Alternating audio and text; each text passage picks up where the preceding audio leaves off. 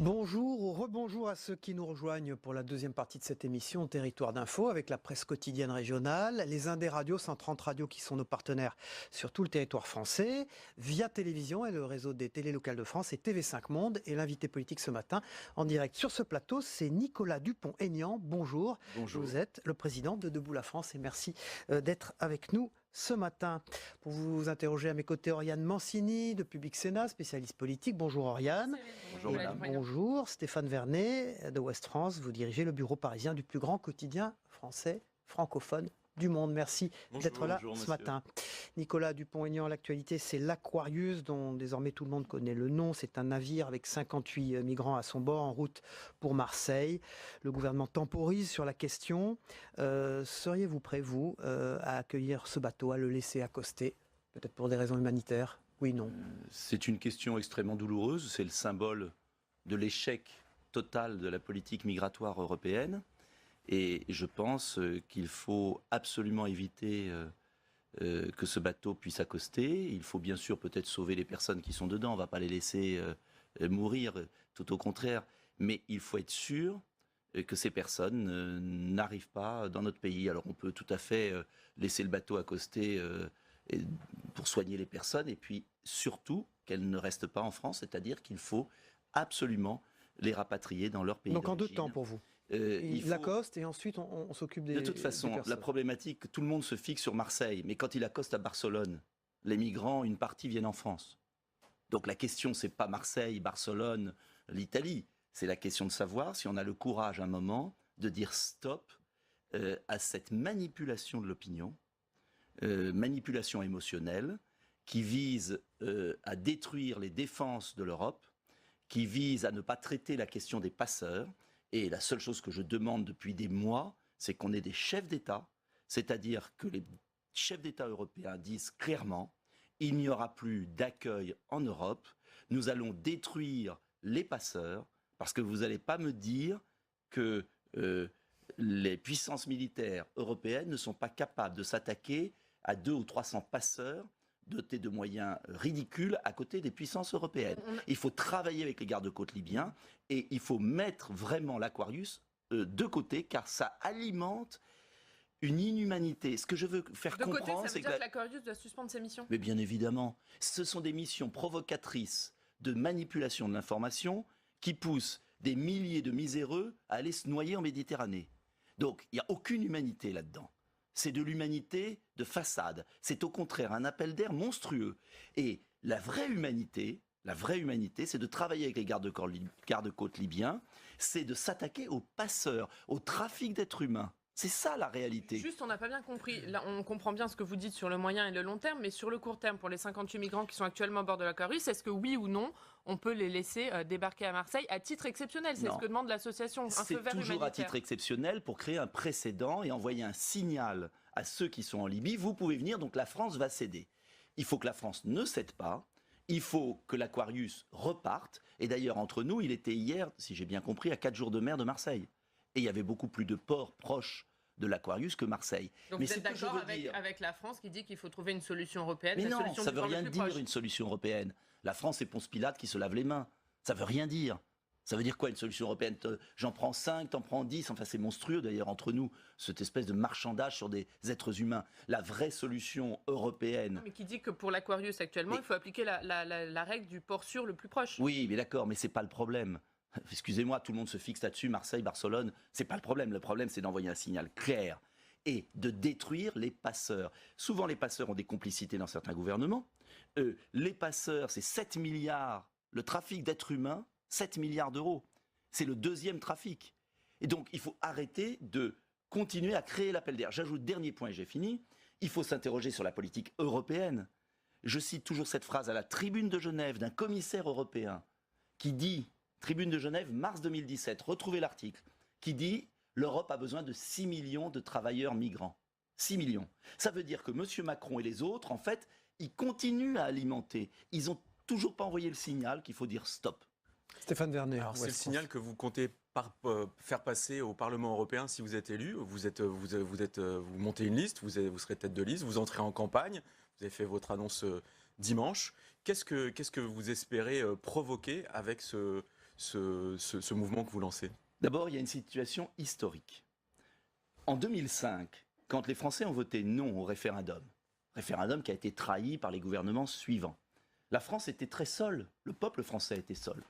Aujourd'hui, Italie, Hongrie, Pologne, Danemark, Autriche, République tchèque, etc., etc. C'est-à-dire que dans tous les peuples d'Europe, le bon sens revient et dit on n'est pas contre l'Europe, on est contre cette manière de construire l'Europe. C'est-à-dire cette folie migratoire, ce dumping social permanent, cette bureaucratie bruxelloise. Il y a une occasion historique au niveau européen de revoir la construction européenne. Et elle va se manifester comment, cette occasion historique? Par une majorité eurosceptique, euro-réaliste, moi je dis, au Parlement européen. C'est ça l'enjeu. Et face à ça, qu'est-ce que j'ai constaté cet été? J'ai constaté que la classe politique française est aux abonnés absents. Monsieur Macron, lui, a une ligne claire. Il veut des quotas de migrants imposés au pays, il veut un budget européen, il veut augmenter la part de la France, il veut à terme l'impôt européen, il veut l'élargissement aux Balkans. C'est clair. Et à droite et de l'autre côté, aux abonnés absents. Monsieur Wauquiez, il veut s'occuper de sa région, libre à lui. Madame Le Pen, elle veut s'occuper de son parti, libre à elle. Et donc, il n'y aura pas de leadership pour aller là-bas. Mais moi, je dis que si on veut résoudre les problèmes des Français, chômage, immigration, insécurité, il faut changer les règles européennes. Et donc, je conduirai une liste. Écoutez, ils ne veulent pas y aller. Ah, mais alors, ils ne veulent pas y aller, donc il faut bien que j'y aille. C'est un constat d'échec par rapport... Pourquoi un constat d'échec? Par rapport aux amoureux de la France que vous aviez monté après la présidentielle, en appelant à l'union des droites, au contraire, votre candidature est bien la marque qu'il n'y a pas d'union des droites. Mais vous y allez tout seul. Mais je ne vais pas contre les autres puisqu'ils n'y vont pas. Donc on va faire le rassemblement. Et si... Marine Le Pen n'y va pas, mais il y aura une liste du Rassemblement national. Vous ne savez rien. Et il n'y aura pas de liste du Rassemblement national. Vous verrez. En tout cas, moi je vous dis que j'ai lancé un appel.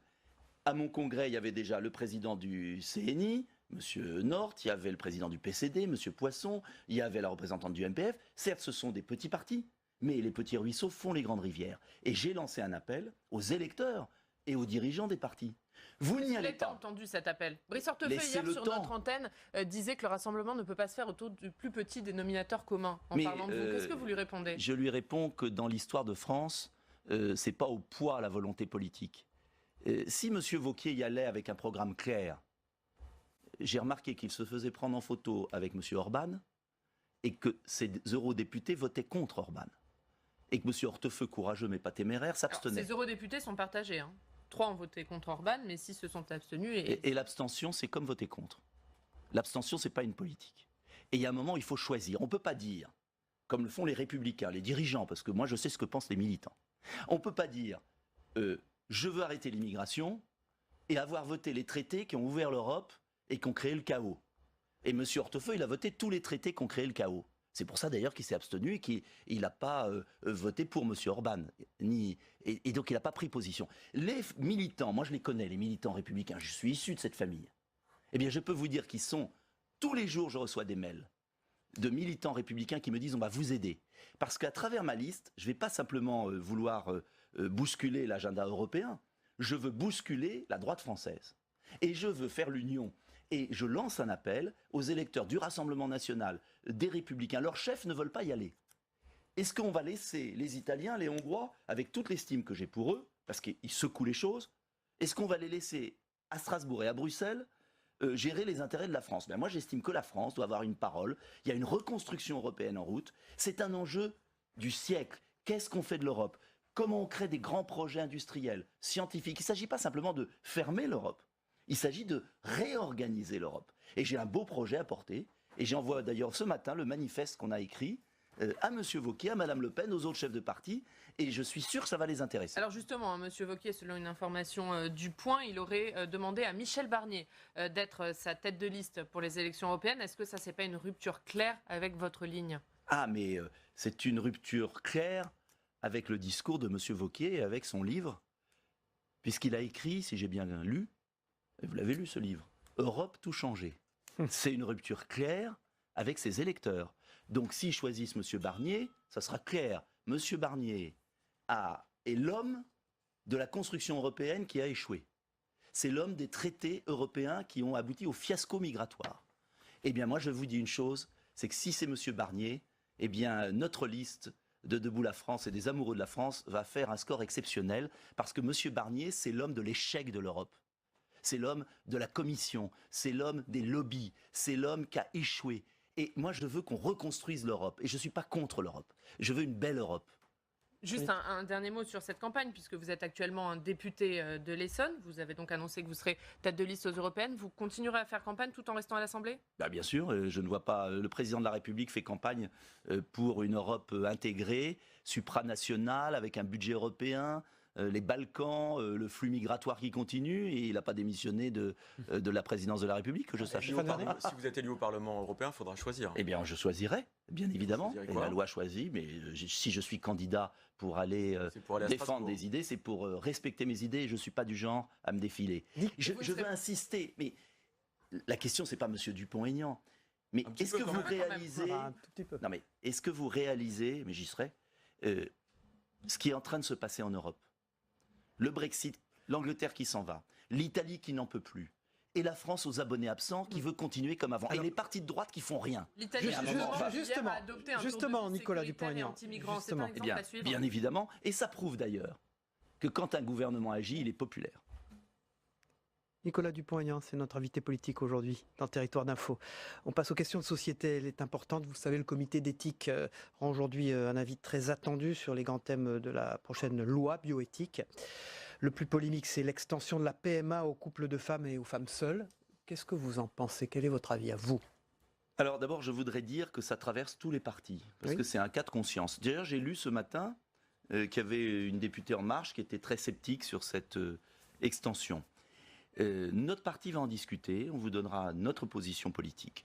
Moi, je suis, comment vous dire, assez inquiet que le droit à l'enfant, que je peux comprendre chez des femmes seules ou des couples homosexuels, se substitue au droit de l'enfant. Et je suis attaché à la filiation.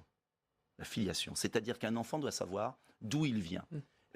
Et je trouve que voter une loi qui prive de père, parce que c'est ça la réalité, un enfant est un geste important de société.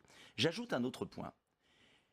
On veut nous diviser la société française sur la PMA, qui va concerner quelques milliers de cas. Il y a en France... On, c'est quoi quand vous dites on ? Attendez, le gouvernement. Vous avez raison de me demander de précision. Le gouvernement. Et pour nous refaire le coup de la division du mariage pour tous, si je puis dire. Personne ne parle, si Françoise Laborde, qui a écrit un livre très émouvant, des enfants maltraités dans notre pays et du problème de l'adoption. Si en France, la question de l'adoption était traitée, eh bien je pense qu'on n'aurait pas ce débat de PMA et de GPA. Parce que autant l'adoption par un couple homosexuel, une personne seule, ne me choque pas, parce que l'enfant a des racines. Il a un père, une mère, on répond à un cas de détresse. Autant de créer une loi qui crée l'absence de père systématiquement, automatiquement, sans que l'enfant puisse savoir d'où il vient, c'est un geste d'une gravité exceptionnelle pour ce futur enfant. Et pour moi, les enfants ne doivent pas être des cobayes. Donc c'est une question de société. Alors moi, je fais une proposition alternative. Parce que c'est un sujet qui m'ébranle depuis des années. Quand j'étais maire sur l'enfance maltraitée, j'avais mené des actions dans ma commune. C'est un sujet caché de notre pays. Il y a tellement d'enfants qui pourraient être adoptés, qui pourraient être heureux dans d'autres familles.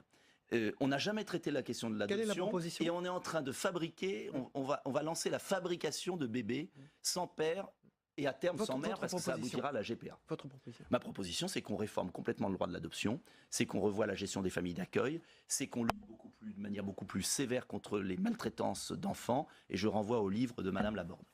Stéphane Vernet. Un autre sujet d'actualité, le budget 2019. Vous avez qualifié ce budget dimanche de triste mensonge. Depuis hier, lundi, on a quelques détails sur ce qui se prépare. Est-ce que vous pensez que c'est toujours un triste mensonge ? Est-ce que vous continuez à croire que les 6 milliards qui seront rendus aux Français à travers les impôts, c'est une espèce de miroir aux alouettes ou votre position a évolué ? Je vais vous dire, je vais être franc avec vous, je ne comprends pas ces gouvernements, mais ce n'est pas le premier d'ailleurs entre nous, qui font des annonces alors qu'ils savent pertinemment que dans la réalité, ça ne sera pas ça. Ce ne sera pas tenu pour vous. Mais bien sûr qu'il y aura ces 6 milliards de baisse fiscale.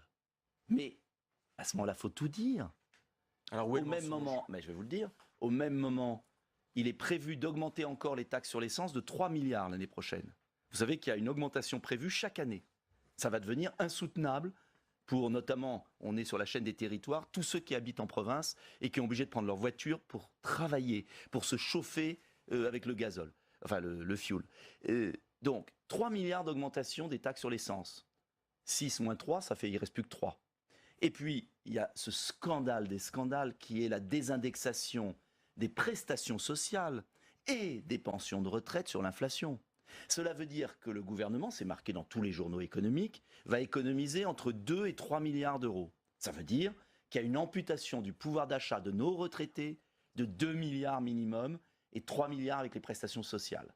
Si je sais compter, j'ai appris ça à l'école primaire de la République, 3 milliards de taxes sur l'essence, plus 3 milliards de spoliation de pouvoir d'achat des retraités et des prestations sociales, ça fait 6. Ça veut dire que les 6 milliards de baisse fiscale, c'est pipeau intégral. Allez, un dernier mot sur les territoires, puisque vous en parliez demain, oui. En ouverture du congrès des régions de France, il y aura un coup de gueule poussé par les 3 présidents d'associations d'élus contre la politique de Macron envers les territoires. Vous les soutenez, ces présidents d'associations ? Eh bien, je dis à ces chers présidents d'associations que s'ils n'avaient pas voté pour Macron, on n'en serait pas là.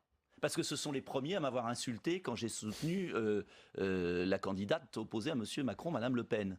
Alors, M. Bertrand m'a traité de tous les noms, mais il a tellement fricoté avec M. Macron que maintenant, il est bien... voilà. Donc, ces gens qui nous donnent des leçons à longueur de journée et qui ont soutenu M. Macron, ils n'ont pas défendu leur territoire. Alors maintenant, ils découvrent le poteau rose. Et bien, j'aimerais qu'ils soient des vrais opposants à M. Macron et qu'ils arrêtent leur double jeu. Merci beaucoup Nicolas Dupont-Aignan, vous êtes président de Debout la France, d'avoir été l'invité de Territoire d'Info. Ce matin, on passe au débrief à la fois de vos propos et de l'actualité avec Yves Tréhard et Denis Jeanbart dans un instant.